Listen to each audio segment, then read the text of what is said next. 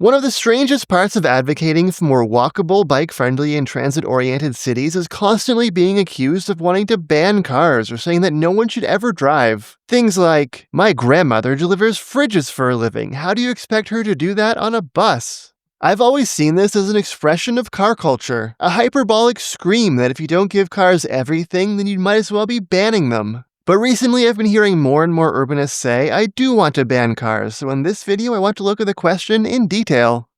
The basic problem is that I don't even know how banning cars would work. How do you deliver fridges? By drone? Maybe there's a proposal out there, but I haven't seen it. This channel focuses on solutions we've seen implemented before. I know what a bike lane looks like, a bus lane, a pedestrian street, even a historic pedestrian district. I don't know what a car-free city looks like. Look at the places urbanists admire: Europe, Japan. None have banned cars on any large scale. You'd have to be a tourist to think Europe is car-free. You'd have to touch down at the airport, be blindfolded and put on a train, then guided to a pedestrianized historic district where you can see the very small world of car-free Europe. Just make sure to avoid delivery time.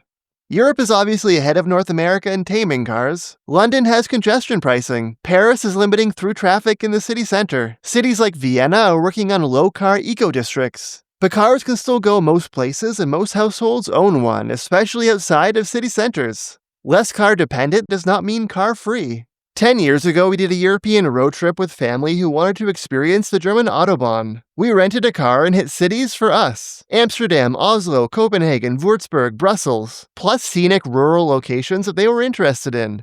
Total, 3,000 kilometers. Not the most typical Euro trip, but totally doable. You just had to accept pricier gas than back home. We started and ended in the Netherlands, and I don't think I even realized back then that they had all this bike infrastructure. The most famous things about the country at the time were the coffee shops and windmills. The lowest car country that I've visited is Cuba, with 1 car per 20 people. But it's a poor country under severe embargo from the US. Not a choice on their part or a model you can easily sell.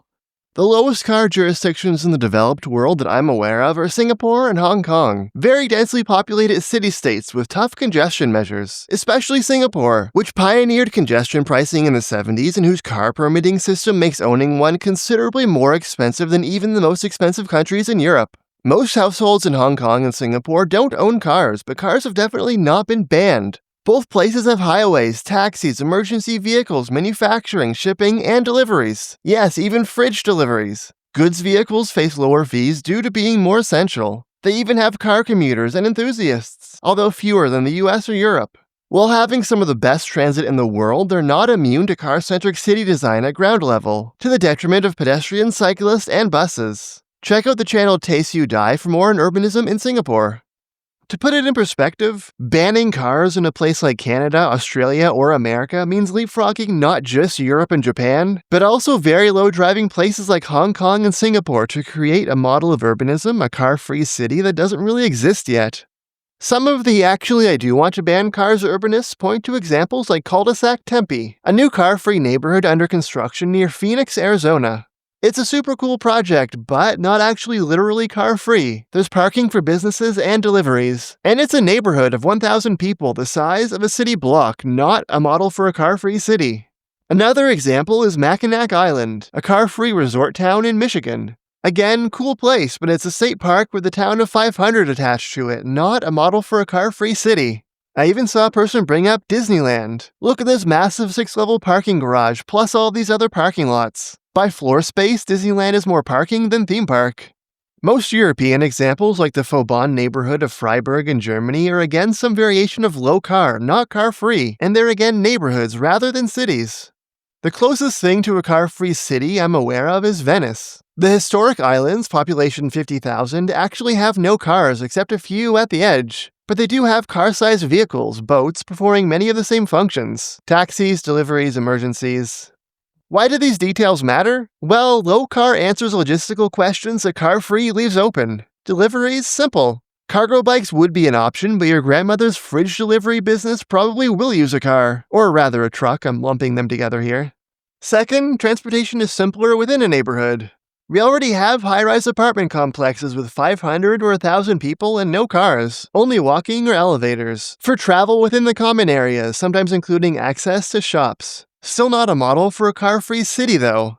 Back on the ground, Mackinac Island does deliveries by horse-drawn wagons. Horses might be fine for a town mostly concentrated along a 3-kilometer strip, but they're probably too slow, low capacity, and waste-producing to handle the shipping and delivery network of a major city.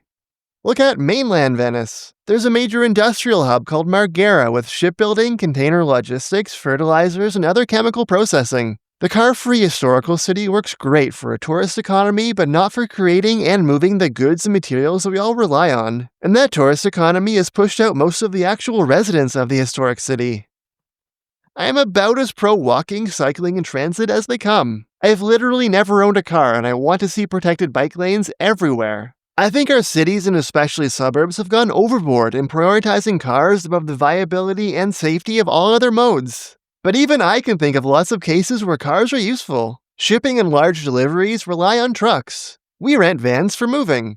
And don't tell me that banning cars doesn't include vans and trucks because you're going to encourage even more people to buy pickup trucks. We've rented or borrowed cars to visit family in the countryside or do road trips in national parks. And if we lived in the countryside, of course we'd own a car. Small towns can benefit from walking and cycling improvements, and there's even some potential for transit. But they are inherently more car-dependent than cities, and banning cars makes even less sense there. Back in the city, we have a friend who works in event planning and travels all around the Montreal area for it. Totally understandable reason to own a car. Even in places with really good transit, going between almost randomly dispersed locations is just not a strength of transit. Do I need to go on? We took a taxi to the hospital in the middle of the night to have a baby. Even in places with good or even great transit, people still find taxis useful. The few, actually I do want to ban cars urbanists that I've talked to will tend to say, well of course banning cars doesn't apply to emergency vehicles, or deliveries, or rural areas, or disabled people, or taxis, and maybe we do need to consider people with irregular commutes. But if your list of exceptions is that long, maybe banning cars isn't the right term for what you want to do. If someone asks if I want to ban cars, my short answer is no. The long answer is I don't even know what that would look like. Literally no major city in the world has done this, and none of the smaller examples are obviously scalable.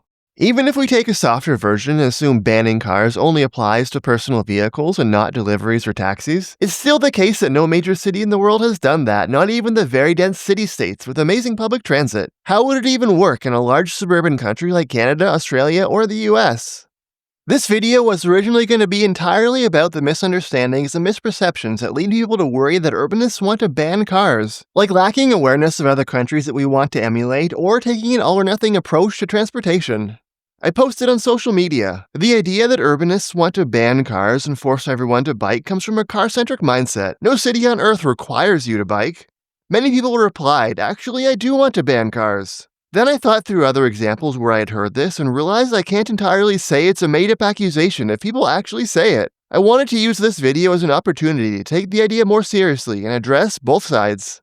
To people worried about cars being banned, we're nowhere near that even being a coherent idea. Maybe someplace will figure it out someday, but I don't expect it to happen in my country in my lifetime. It's basically science fiction.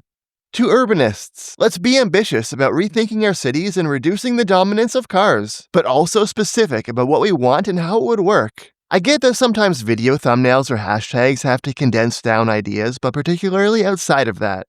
And if you actually literally do want to ban cars, tell us how it would work. Maybe there's a model or a proposal that I'm not aware of.